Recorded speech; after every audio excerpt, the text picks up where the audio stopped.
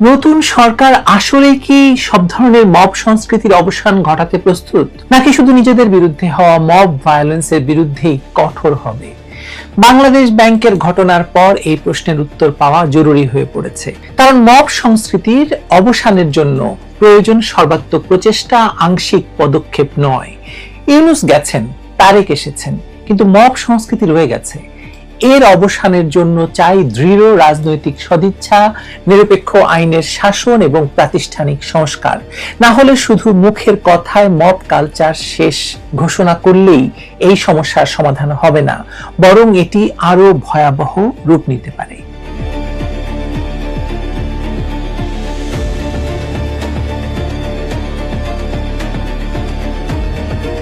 Doctor ইউনূসের 18 মাসের শাসনামলে দেশ পরিণত হয়েছিল মবের রাজত্বে।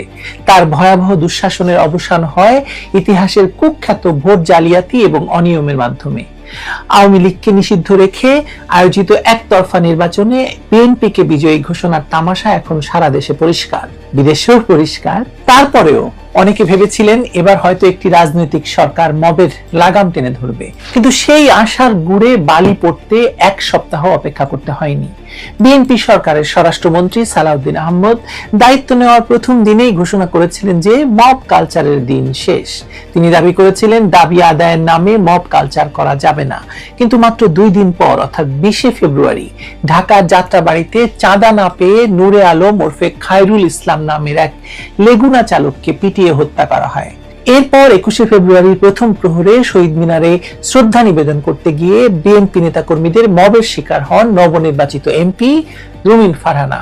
তাকে লক্ষ্য করে ভুয়া ভুয়া স্লোগান দেওয়া হয়, তার পুষ্পস্তবক ছিঁড়ে ফেলা হয় এবং শেষ পর্যন্ত ব্যারিস্টার রুমিন ফারহানা শ্রদ্ধা নিবেদন না করেই এলাকা ছাড়তে বাধ্য হন। আরো ভয়াবহ ঘটনা ঘটেছে বরিশালের আদালতে। সাবেক এমপি তালুকদার মোহাম্মদ ইউনূসকে জামিন দেওয়ার পরদিনই বিএনপিপন্থী আইনজীবীরা এজলাসে ঢুকে ভাঙচুর এবং বিচারককে হুমকি এবং গালিগালাজ করেন। এজলাসের সিসিটিভি ক্যামেরায় ধরা পড়েছে এই দৃশ্য।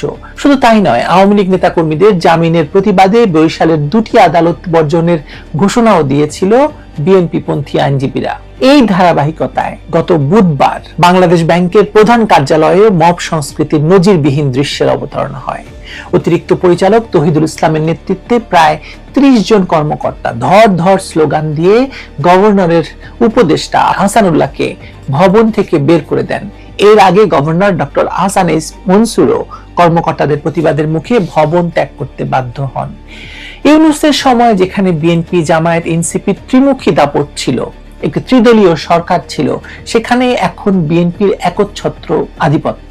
চাঁদাবাজি থেকে দখলবাজি, কোনো কিছুই থেমে নেই। হাতিয়ায় বিএনপিকে ভোট না দেওয়ার অপরাধে গৃহবধূকে ধর্ষণের অভিযোগ উঠেছে বিএনপি নেতাকর্মীদের বিরুদ্ধে। শুরুতে বিএনপিপন্থী মিডিয়া এবং সাংবাদিকরা ঘটনাটিকে প্রোপাগান্ডা দাবি করলেও 5 দিন পর আদালতে মামলা দায়ের করেন ওই নারী। নোয়াখালী জেলার জাজ আদালতের নারী এবং শিশু নির্যাতনের ট্রাইব্যুনালে করা এই মামলায় বিএনপি সমর্থক 6 জনের নাম উল্লেখ করা হয়। এই ঘটনা প্রবাহের মধ্যে প্রশ্ন উঠছে যে স্বরাষ্ট্রমন্ত্রী সালাউদ্দিন আহমদ যে মব কালচার শেষের ঘোষণা দিয়েছিলেন তার প্রকৃত অর্থ আসলে কি?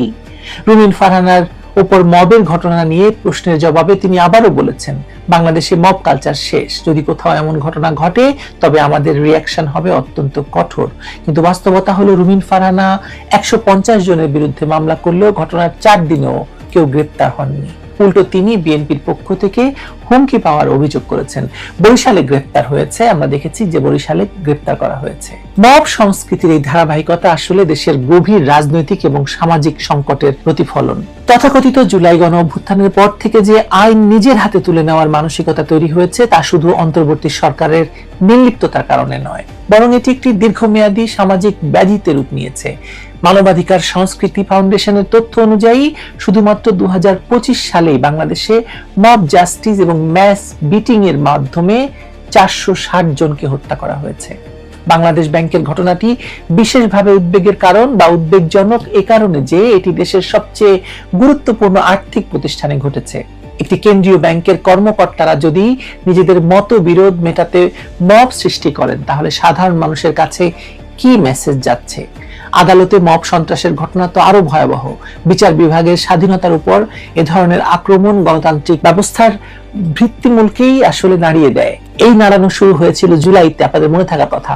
অগাস্টে ক্ষমতা দখলের পর দেশের সর্বোচ্চ আদালতে বিচারকদের বা মানে সুপ্রিম কোর্টের বা হাইকোর্টের বিচারকদের বেঞ্চ বসাতে দেওয়া হয়নি, মব সৃষ্টি করে, এবং সেই মবের নেতৃত্ব দিয়েছিলেন আসিফ নজরুল নিজে। তিনি আবার আইন উপদেষ্টাও হয়েছিলেন।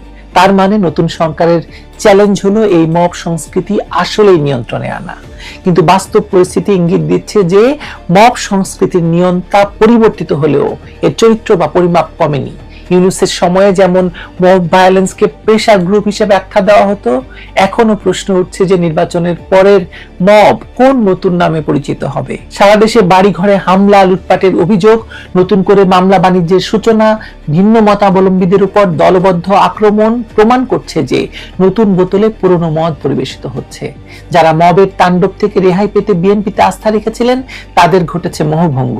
মাত্র এক সপ্তাহের মধ্যে ইউনূসের আমলের মতো সন্ত্রাসের প্রায় প্রতিটি ঘটনায় ঘটতে শুরু করেছে। মূল সমস্যা হলো মব সংস্কৃতি এখন বাংলাদেশের রাজনৈতিক সংস্কৃতির অবিচ্ছেদ্য অংশে পরিণত হয়েছে বা করা হয়েছে পরিণত, এবং এই মবের মাধ্যমেই কিছু নেতা তৈরি হয়েছে যারা এখন সংসদে হুইপ পর্যন্ত হয়ে গেছে। যখনই কোনো গোষ্ঠী প্রতিষ্ঠিত ক্ষমতা কাঠামোর বিরুদ্ধে যায় তখনই তারা মব সংস্কৃতির আশ্রয় নেয়।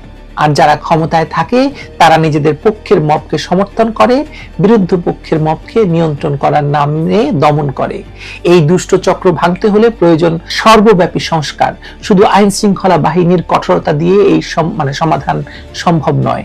প্রয়োজন প্রাতিষ্ঠানিক সংস্কার, আইনের শাসন প্রতিষ্ঠা এবং সর্বোপরি একটি সহনশীল গণতান্ত্রিক সংস্কৃতি গড়ে তোলা। যদি সরকার সত্যিকার অর্থে মব সংস্কৃতির অবসান চায় তাহলে দলমত নির্বিশেষে সব ধরনের মব ভায়োলেন্সের বিরুদ্ধে একইভাবে কঠোর অবস্থান নিতে হবে। আওয়ামী লীগ মারলে সেটা প্রতিশোধ, আর অন্য জায়গায় গেলে মব, এটা তো হতে পারে না।